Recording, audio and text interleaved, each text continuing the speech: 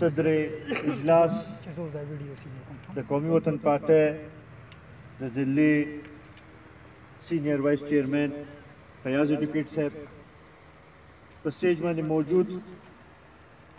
د قومي وطن پارټۍ ضلعي وایس چیئرمین ګل یوسف حاجي صاحب، ملتان ماما، اقرار ماما، د پی کے 60 چیئرمین شکیل باچا او جنرل سیکرټري طلحه تسلیم او د هغوی ټوله کابینه دلته کې موجود، د حلقې عهدیداران او د کتوزو یونین کونسل مشران عزتمند او خاص کر د صدر ګړی مشرانو عزتمندو، السلام علیکم. زه ټولو کې اول خو د خپل لخوا او د قومي وطن پارټۍ د ټولو کارکنانو لخوا علم خان او د هغوی سره چې کوم نن ډېر عزتمند مشران او ډېر ښه ځوانان چې نن موږ سره په قومي وطن پارټۍ کې شامل شو، هغوی ته هرکلی ویم او دا یقینداني وله ورکوم چې یو صحیح فیصله کړې ده او انشاءالله یو ځای به د دې علاقې د ترقۍ لپاره، د پښتون قام د ترقۍ لپاره یو ځای به جدوجهد وکړو. نن د اوجت رول ډېر زیات کمی محسوس کوو. د هغه موږ سره ډېر ښه وخت تېر شو او ډېر د پارټۍ له هغوی هلې ځلې کړې وې، ډېرې منډې تړې والې وې.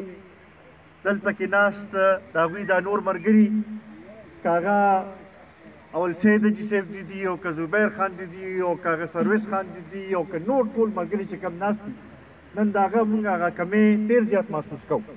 او نن په دې حوالې سره ډېر زیات خوشحاله یو چې د هغه کورنۍ، د هغه رور، د هغوی نور ملګري چې دي دوباره خپل کور ته واپس رالل، دا موږ لپاره د خوشحالۍ او د عزت خبره ده. عزتمندو، ما نه مخکې ګل یوسف حاجي صاحب هم خبرې وکړې او فیاض خان هم خبرې وکړې، شکیل باچا هم خبرې وکړې. که موږ وګورو نو د تحریک انصاف تقریبا 8 کاله زموږ په صوبې کې حکومت وشو او په ټول پاکستان کې 3 کاله د حکومت وشو. زموږ صوبې کې چې اولنی حکومت و نو دوی به بار بار دا خبره کوله چې یاره مونږ په خپل ایجنډې باندې یا خپل وعدو باندې ځکه عمل نشو کولی ځکه چې مرکزي حکومت رکاوټ دی او د بلې پارټۍ دی او هغه مونږ پرېږدي نه چې مونږ خپل هغه منشور هغه شانتې په هغې باندې عمل وکړو. اوس خو 3 کاله په ټول ملک کې د دې حکومت شو. مونږ ته دا تپوس کوو چې اوس تاسو هغه وعدې چېرته لاړې؟ د نوي پاکستان هغه بنیاد ایښودلو خبره کوم ځای ته لاړه؟ 1 کروڑ نوکرو ورکولو خبره کم ځای ته لاړه؟ 50 لکه کورونو جوړولو خبره کم ځای ته لاړه؟ هغه مدینې ریاست بنیاد ایښودلو خبره کم ځای ته لاړه؟ هغه کرپشن ختمولو خبره چې دا هغه کم ځای ته لاړه؟ موږ ته تاسو د دې جواب راکړئ ځکه چې موږ خو دې 3 کاله کې ستاسو څه کارکردګي ونه لیدله او یو وعدې باندې عمل کړی دی. که ستاسو خیال یې دی به وایي چې موږ به سونامي راولو. یاد دي راته که نه؟ د سونامي څه مطلب دی؟ چې تباهي طوفان، د ګرانۍ طوفان یې راوستلو، د بېروزګارۍ طوفان یې راوستلو، د غربت طوفان یې راوستلو. دغې نه علاوه بل څه خو موږ ته څه ښکار نه شو. زه په دې باندې نه پوهېږم چې اوس هم دوی دا وایي 3 کاله په حکومت کې تېرول نه پس هم دا وایي چې یاره دا ګراني چې ده وایي دا د تېرو حکمرانانو د وجې نه ده. پرون بله ورځ د دې وزیر اعلی راغلی و 400 ته، هلته کې په تقریر کې دا ووایي چې یاره دا ګراني چې ده دا د تېرو حکمرانانو د وجې نه ده. زه په دې نه پوهېږم چې که د تېرو حکمرانانو پالیسۍ اوسو پورې چلي نو بیا دا 3 کاله تاسو څه وکړل؟ دا د دې موږ له جواب راکړئ. تاسو د څه شي حکومت بیا کوی لګېد؟ بل یو خو په خپل منځ کې چې تصالح کوي نه. وزیر اعظم مې 2 ورځې مخکې بیان ورکړو چیرې دا ګراني د کرونا د وجه نه راغلې ده. تاسو به لیدلي اخبار کې. ټیک ده داسې وزیر خزانه 3 ورځې مخکې دا شوکت ترین چې دی د بیان ورکړی چې دا ګراني د IMF د وجه نه ده او دې راغی دې دلته کې 400 کې وایي چې دا ګراني چې دا د 13 حکمرانانو د وجه نه نو وایي خو تاسو خپل کور کې کینې یو سلو کې د عوامو ته یو خبره خو کوي که نه چې هر یو کس خپله تیوري پیش کوي. بیا زه په دې نه پوهېږم چې د پاکستان په تاریخ کې ټولو کې زیاته قرضه دی حکومت پاکستان. د پاکستان په تاریخ کې ټولو کې زیاته ګراني په دې حکومت کې راغله او بیا دی وایي چې یاره موږ نه پوهېږو چې دا کوم ځای نه دا ګراني راغله. بی د بجلی قیمت چې ته زیات کړي د ګیس قیمت چې ته زیات کړي د پټرولو قیمت چې ته زیات کړي د ډیزلو قیمت چې ته زیات کړي نو د هغې اثر په هر څه باندې کېږي او که نه به کېږي چې ډالر ګران شي پیسې قیمت کم شي ګراني به راځي او که نه به راځي. دا خو ډېر دې باندې خو زما هر یو کس پوهېږي او دوی بیا هم وایي چې یاره مونږ په دې نه پوهېږو چې دا څنګه دغه شوي دي. زمونږ خو اوس یاره دا ده چې د دې اکتوبر کې دوی بیا IMF سره کېناستل دي بیا ترې قرضه اخلي. دا تیر دا کم 3-4 ورځې مخکې چې کم په پټرولو قیمت کې اضافه کړې ده د بجلی په قیمت کې رزبه کې اضافه کول والے دي دا خو صرف د هغې لپاره کوي چې هغه IMF سره کېناستو لپاره ماحول دوی جوړ کړي چې دوی کله ورسره کېني نو پته شي چې څه سبب مني ورسره او په دې عوامو باندې به نور څومره بوج اچوي. مونږ ورته دا ویل غواړو چې دا اضافه چې کومه تاسو کړې ده مونږ دا مسترد کوو را روانم چې تاسو کم اضافې کوئ مونږ دغه مسترد کوو. د IMF سره چې که تاسو کم معاهده کوئ او په هغې کې د عوامو تحفظ تاسو ونه کړو هغه به مونږ مسترد کوو ځکه چې نور د عوام چې دی دا بوج نشي برداشت کولی. بیا د دې صوبې حکومت ته به راشو او بله ورځ وزیر اعلی راغی مونږ خو چې 400 له بس پیکیج به راوړي. زما خیال دی چې هېڅ قسمه اعلانات یې وکړي وایي چېرې 25 ارب روپو کارونه روان دي زاړه کارونه روان دي. اول خو ته زه دا ویل غواړم چې هغې 25 ارب کې زیات چې دي هغه د قومي وطن پارټۍ د وختو کارونه دي هغې باندې تاسو لګیا. بیا د دې ځینې نمایندګانو نه تپوس کوم د PK 60 منسټر صاحب شته MNA صاحب شته چې بای تاله څه راکړل تاسو دغه ځای کې د څه شي نمایندګان ناست دي چې دومره وزیر اعلی هم راوستو خلکو ته وویل چې یاره زه به دې جلسې کې به شرکت کوو جلسه هم ناکامه وشوه او بیا تاسو 400 خپلې 60 الکیله یا شفقدر لم سره ونړل دغه شانتې د 400 MNA نم دغه کومه چې بای تاسو وروړل سره دې دغه یو د هاکي او سټف پاکي سره د عوامو ته څه فایده نه ماته دا وښایي چې تاسو داسې دغه وکړئ. نن چونکې څنګه چې فیاض خان اشاره وکړه هغې طرف ته چونکې دوی راوستل شوي د بل چا په زور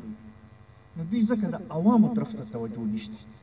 دا احساس ورته نشته چې یاره عوام د څه نه تېرېږي ځکه یې خو هغه وزیر دفاع چې د دې صوبې وزیر اعلی پاتې شوي دي په اسمبلی کې پاسي او وایي چې زما صوبې کې ماته یو کچه کوټه وښیه نو زه به استعفا ورکړم وایي ماته لږ یو غریب کس راته وښیه نو وایي بیا به زه استعفا ورکړم. زه خو په دې پوه نه شوم چې دا څنګه نمایندګان دي. تاسو په خپله دې نه احساس وکړئ چې په قومي اسمبلی کې یو داسې کس چې د دې صوبې 15 کاله وزیر اعلی پاتې شوي اوس هم په اهم عهدې ماني او هغه داسې د دې قوم باره کې دغه کې نو د هغې نه به مونږ څه تمه وکړو چې دوی به موږ خیر وکړي او زموږ مسایل به عزتمندو دې وخت کې د پښتنو ډېر لوی مسایل دي څه چې دا افغانستان کې هم کم صورتحال جوړېږي لګیا دی او څه چې زمونږ دا کم د قبایلي ضلعې دي هغې کې هم دا کم څو ورځو چې کم حالات شروع دي د دې طرف ته توجه ورکولو ضرورت دی او مونږ دا غواړو چې د پښتنو په سیمه دې امن راشي. د پښتنو لپاره ډېره قرباني ورکړه ډېره وینه توی شوه نور مونږ د پښتنو وینه نه غواړو چې توی شي خو دې طرف ته به حکومت توجه ورکوي نو هله به دا مسله حل کېږي به. بیا ورسره د پښتنو چې کم نقصانات شوي دي کم دلته کې چې تبۍ شوې ده د دهشتګردۍ خلاف جنگ کې چې دلته کې کم سکولونه لوټولي شوي دي کم خلکو وینې توی شوي دي د هغې ازاله پکار ده پکار دي چې دې طرف ته موږ توجه ورکړو چې د پښتنو په دې زخمونو باندې مرهم پټی وشي او دې طرف ته توجه ورکړی شي دوی لپاره د روزګار ذریعې را پیدا کړی شي دوی لپاره د ترقۍ ذریعې را پیدا کړی شي خو افسوس دی چې نه د صوبایي حکومت دغې طرف ته توجه شته او نه د مرکزي حکومت دغې طرف ته توجه شته امدا وجه ده چې د خلکو سترګې د ملي رهبر جناب آفتاب احمد خان شیرپا اړخ ته دي ځکه چې د پښتون قام صحیح اواز د پښتون قام صحیح نمایندګي چې دی هغه ملي رهبر جناب آفتاب احمد خان شیرپا یې صرف کوي او مونږ تاسو ته دا تسلي راکوو چې مونږ به تاسو لپاره اواز به مو اوچتو جدوجهد به م کوو او که ضرورت راغې نو د وینې قرباني به م ورکوو خو تاسو عزتمندو زما خیال دی اوس خلکو ته ډېر واضح شوه چې ملي رهبر کا اپوزیشن کې هم ناست دي او چې اسمبلی کې وي نو د هغه اواز چې دی دا اوسني څومره ایم این ایس چې دي د هغوی ټولو نه دروند دی دا اسمبلی ته چې مونږ خپل نماینده لیږو دا یو خپل وکیل ته کې لیږو چې هغه زمونږ د مقدمه زمونږ د علاقې مقدمه زمونږ د علاقې د مسایلو لپاره صحیح طریقې سره آواز اوچت کړي دا اوسني کوم سلیکټډ چې دي هغوی خو اوسه پورې ما ونه لیدل چې د علاقې لپاره څه آواز اوچت کړي څه دغې داسې کړي چې مونږ وایو چې واقعي د دې علاقې حق ادا کوي لګیا انشاءالله دا زما یقین دی چې د بي کې 60 هر یو یونین کونسل کې به پروګرامونه کوو به د خلکو توجه تاسو طرف ته ده زه د پارټۍ ملګرو ته هم دا درخواست کوم چې وګورئ بل ورځ د ګل یوسف حاجي صاحب په ځای کې چې کوم پروګرام شوی ډېر ښه پروګرام شوی دی د هغې ډېر ښه تاثر شوی دی دا د کارکنانو د محنت نتیجه وه دا د ټولو ملګرو چې دی د پاکستان ټولو ملګرو هغوی یو ځای محنت کړې او هغه جلسه یې کامیابه کړې دغه شانتې راپاسئ لږ وګرځئ خلکو توجه تاسو طرف ته ده انشاءالله هغه وخت لرې نه دی چې دلته کې د دې شبقدر هر یو کلي نه هر یو کور نه به دا آواز راپاسي چې مونږ د ډیوي سره یو مونږ د جناب آفتاب احمد خان شیرپا سره یو زه یو ځل بیا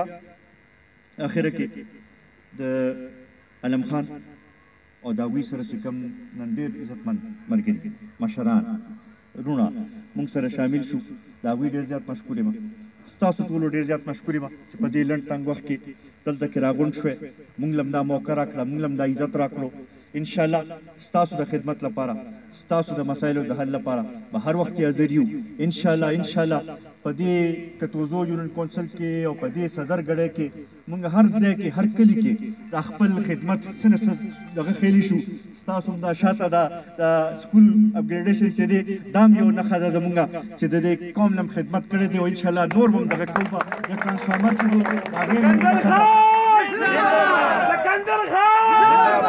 سکندر خان انشاءالله ستاسو د خدمت لپاره به هر وخت حاضر یو ډېره مهرباني